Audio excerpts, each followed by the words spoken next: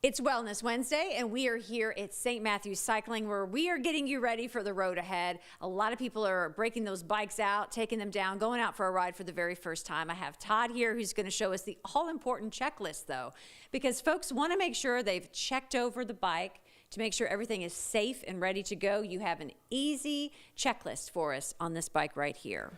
That's correct. You definitely want to check over your bike before you take your ride so it doesn't cause you any issues while you're actually riding. Some of the easiest things to do is to check your tire air pressure to make sure that your tire is firm and allows you to row properly. The manufacturer actually lists on the sidewall of the tire the range. There's several different styles of tires and wheels out there, therefore the ranges are different. In general sense, mountain bike is up to 40 to 50 psi. A hybrid like we have here is somewhere in the range of 80, and then road bikes are up to 110.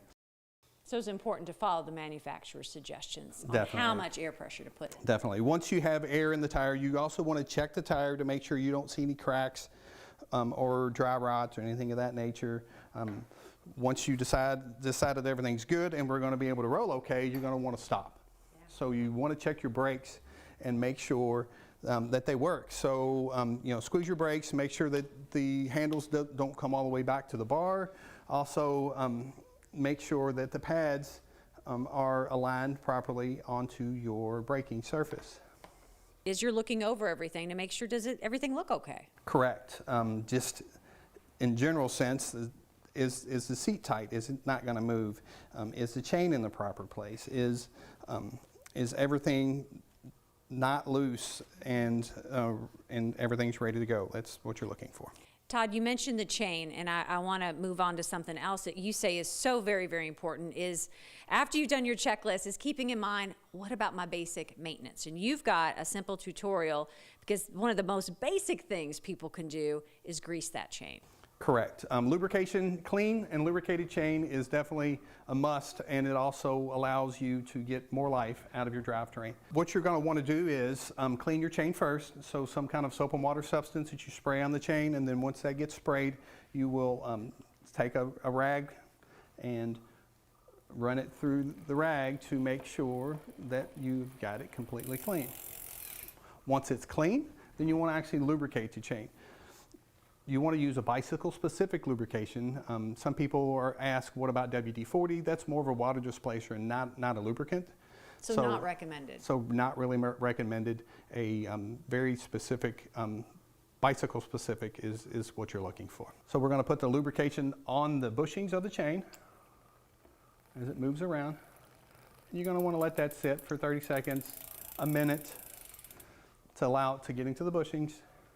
And then you wipe off the excess, because all the excess is going to do is get more grime and dirt back onto the chain.